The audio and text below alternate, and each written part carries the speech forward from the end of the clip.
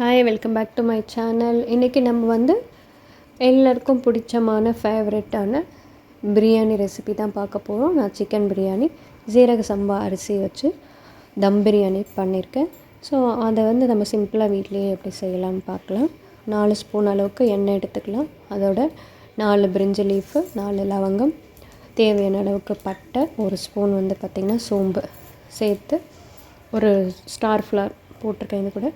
So நல்ல சூடான எண்ணெயில் போட்டு நல்லா பொரிஞ்சதுக்கப்புறம் ஆனியன் பார்த்திங்கன்னா 400 அளவுக்கு நான் சிக்கன் எடுத்திருக்கேன். 400 கிராம் வந்து சீரக சம்பா அரிசி எடுத்திருக்கேன். ஸோ அதுக்கு 2 மீடியம் சைஸு வெங்காயம் நல்லா இந்த மாதிரி நீட்டாக கட் பண்ணி எடுத்து வச்சுருக்கேன். ஸோ இப்போ நல்லா வெங்காயம் நல்லா கோல்டன் ப்ரௌனுக்கு நல்லா வதங்கிக்கணும். அப்போ தான் நல்லா டேஸ்ட்டு நல்லாயிருக்கும். ஸோ நல்லா வெங்காயம் வதங்கட்டும். நீங்கள் அரிசியை வந்து ஊற வச்சுருங்க தண்ணியில். ஒரு 1/2 hour ஊறினதுக்கப்புறம் வாஷ் பண்ணி எடுத்து வச்சுக்கோங்க அரிசி. இப்போ நல்லா வெங்காயம் வதங்கினதுக்கப்புறம் தக்காளி மீடியம் சைஸ், ரொம்ப ஸ்மால் இல்லாமல் மீடியம் சைஸ் தக்காளி 2 எடுத்துருக்கேன். தக்காளியும் சேர்த்து நல்லா வதக்கிக்கோங்க. பாஸ்மதி ரைஸை விட ஜீரக சம்பா ரைஸோட பிரியாணி டேஸ்ட் பார்த்திங்கன்னா ரொம்பவே நல்லாயிருக்கும். அதுவே நம்ம வந்து தம் பிரியாணியை ப்ரிப்பேர் பண்ணலாம். இப்போ குக்கர்லேயே நான் தாளிச்சிட்டு விசில் வச்சு எடுத்துக்க போகிறேன். இப்போது குக்கரில் நல்லா சிக்கன் வந்து விசில் வச்சு எடுத்துகிட்டு அதுக்கப்புறம் அதை தம் பண்ணி எடுத்துக்கலாம். தக்காளி நல்லா வதங்கிட்டோம். இஞ்சி, பூண்டு, பச்சை மிளகாய், ஒரு கைப்பிடி அளவுக்கு புதினா, இது எல்லாமே சேர்த்து அரைச்சி எடுத்துக்கிட்டேன். அந்த பேஸ்ட்டை இதோட நம்ம சேர்த்துக்கலாம். ஸோ புதினா வந்து லாஸ்ட்டில் சிக்கன் ஆட் பண்ணும் போதும் ஒரு கைப்பிடி அளவு சேர்த்துக்கணும். இதை மாதிரி அரைக்கும் போதும் ஒரு கைப்பிடி சேர்த்து பண்ணோன்னா அதோட டேஸ்ட்டு ரொம்பவே நல்லாயிருக்கும். பிரியாணியோட அரோமா நல்லாயிருக்கும்.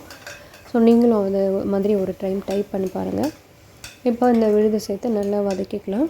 வதங்கிட்டதுக்கப்புறம் நம்ம சிக்கனை கழுவி வச்சுக்கலாம். அந்த வாஷ் பண்ணி வச்ச சிக்கனும் இதோட சேர்த்துக்கலாம்.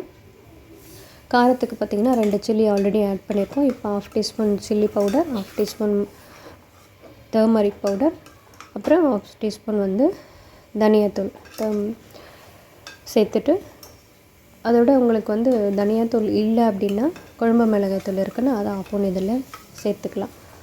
ஸோ நான் கொஞ்சம் அந்த ஸ்மெல் போனதுக்கப்புறம் இதோட சிக்கன் நம்ம சேர்த்துக்கலாம். சிக்கனும் சேர்த்து நல்லா ஃப்ரை பண்ணிக்கலாம். சிக்கன் ஓரளவுக்கு ரொம்ப லார்ஜாக இல்லாமல் நான் கொஞ்சம் ஒரு மீடியம் சைஸுக்கு தான் ஆட் பண்ணியிருக்கேன். ஸோ அப்போ வந்து அதோட மசாலாஸ் எல்லாம் கொஞ்சம் ஊறும், நல்லாயிருக்கும்.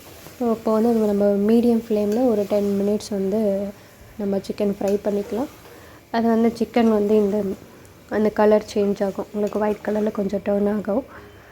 அது வரைக்கும் நம்ம வந்து ஃப்ரை பண்ணிக்கலாம். இப்போ தேவையான அளவுக்கு நம்ம தண்ணி வந்து மெஷர்மெண்ட் அளந்து தண்ணி எடுத்து வச்சுக்கலாம். ஸோ 1 கப்பு அரிசிக்கு 1.5 கப்பு தண்ணி நான் எடுத்திருக்கேன். அந்த மெஷர்மெண்ட் நீங்கள் 400 வச்சுருக்கீங்கன்னா அதுக்கேற்ற தண்ணி அளந்து எடுத்துக்கோங்க. அப்போ நான் இதுக்கு 600 வந்து தண்ணி எடுத்திருக்கேன். ஸோ 400 ப்ளஸ் அதில் ஆஃப் 200, ஸோ 600 ml தண்ணி எடுத்திருக்கேன். 2 ஸ்பூன் தயிர் இதோடு சேர்த்தாச்சு. இப்போ நம்ம 600 ml தண்ணி எடுத்துருக்கோம். சிக்கன் வேகிறதுக்காக நம்ம ஒரு 100 ml தண்ணி இதில் எக்ஸ்ட்ரா சேர்த்துக்கிறோம். ஸோ இப்போ நம்ம சிக்கன் எல்லாம் வந்து ஃப்ரை ஆனதுக்கப்புறம் நம்ம ஒரு கைப்பிடி அளவுக்கு புதினாவும் ஒரு கைப்பிடி அளவுக்கு நல்ல பொடியை நறுக்கின கொத்தமல்லியும் இதோடு சேர்த்து 2 திருப்பிட்டு இந்த அரோமா பார்த்திங்கன்னா நல்லாயிருக்கும். பிரியாணிக்கு டேஸ்ட் நல்ல டேஸ்ட் கொடுக்கும். அதுக்கப்புறம் நம்ம ஒரு 100 ml தண்ணி விட்டு 5 விசில் வச்சு எடுத்துக்கலாம் சிக்கனுக்கு.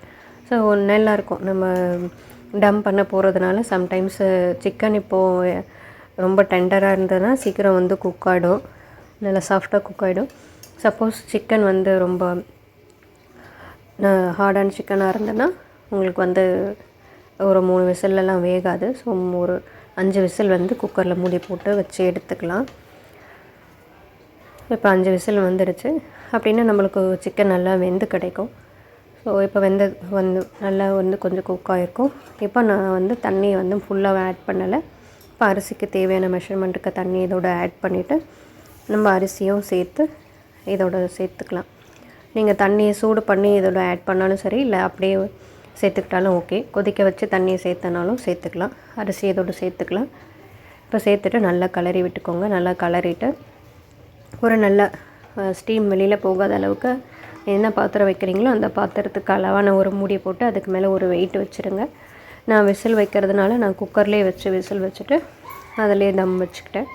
ஸோ இதுக்கு தேவையான அளவான பிளேட் வச்சு அதுக்கு மேலே ஒரு வெயிட் 10 நிமிஷம் கொஞ்சம் ஃபுல் ஃப்ளேமில் வச்சு வேக வச்சுக்கோங்க. அப்புறம் ஒரு 10 மினிட்ஸ் மீடியம் சிம் பண்ணிவிட்டு ஒரு தோசைக்கல்லை வச்சு அதில் கொஞ்சம் தண்ணி விட்டு அதுக்கு மேலே குக்கரை எடுத்து வச்சுட்டு மூடி அப்படியே இருக்கட்டும்.